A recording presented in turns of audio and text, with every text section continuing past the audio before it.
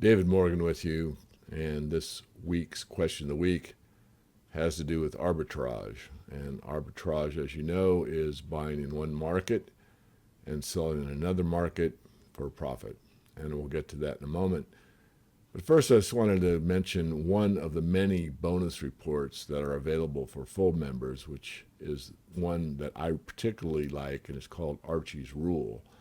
And it starts off talking about what is an economic mining project, a question any serious mining investor should ask.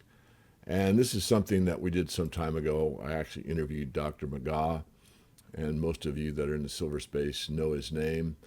He's responsible actually for a theory that proved accurate for determining massively profitable prospects that became mines, Mag Silver being one of the starships of that. And the idea is that you really have to know what the grade is. Grade is king, and that most silver mines in the open pit arena are unprofitable.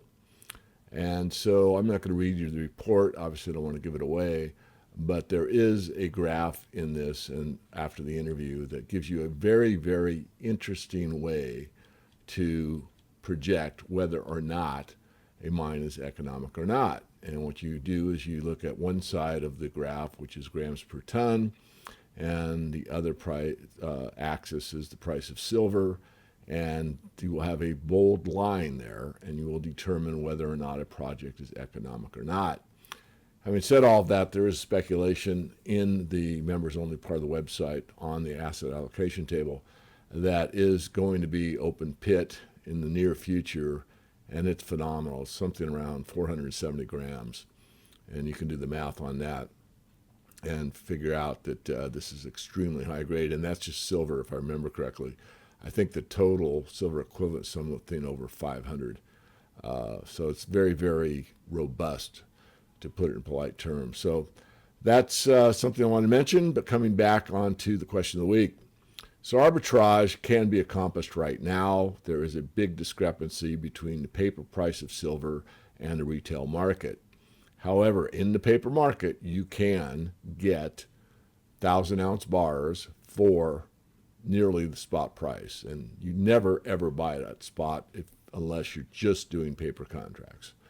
If you take a paper contract and you pay for it in full, you can take delivery. And that's another thing on the website is how to do that, how to take delivery off the exchange.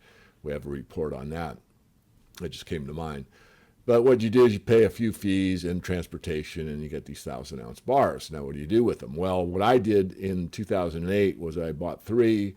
I shipped them to a mint that I know well, and they turned them into 1/2 ounce rounds for me. And then I was able to sell them, which I didn't do. I actually kept them. But that was an arbitrage opportunity. So you buy it at the spot market plus the fees and transportation. And then you could have it sent somewhere. You could have it made into rounds, or you could actually have it exchanged for 100-ounce bars or something like that. In 2008, that opportunity lasted for a while. Certainly, this shortage in the retail market has gone on for quite some time already, some weeks, and it looks as if it may continue for a while. I mean, most of the retailers I've talked to, it's about a 4 weeks wait. Some are 8, some are even longer than that, depending on which product you want. So you buy in one market, you sell in another, and you make a profit. Another way to do it is to take a bag, junk bag, and exchange it or swap it. And that's even an easier proposition. And that would be where you have a bag, 2 bags, 5 bags, whatever, or even a half bag for that matter. And you walk into your local dealer and you swap it for, let's say, silver rounds. So let's just use the 1 bag example. Don't quote me on the numbers because this market's moving fast, but I'll give you a clear idea. A bag of junk silver is approximately 715 ounces. Some use 712. Let's just say it's 712 ounces. The premiums are so high on those bags that you could walk in and swap it for silver rounds and walk out with, I'm making up a number, 760 ounces of silver. So you had increased your silver position by, let's say, 40 ounces or so. just by making a swap from the type of silver that you own, from a constitutional silver into a silver round. And then the premiums drop back off, you could go back into that same dealer and actually swap back, get your bag back and pocket some silver rounds if you wanted to do it in that manner. So that's just two opportunities. The arbitrage do exist. It happened in 2008. It's happening again. And in 2008, I was a little bit criticized for saying that the market spread would narrow and come back to normal. And a lot of the silver bulls thought it would be where the COMEX price would jump up rapidly and meet the retail price, and kind of end of day scenario for the COMEX. And I said, no, unfortunately it won't. It'll go the other way, where the spreads on retail product will narrow and be closer to the paper price of silver, and that's what happened. This time I'm not so certain.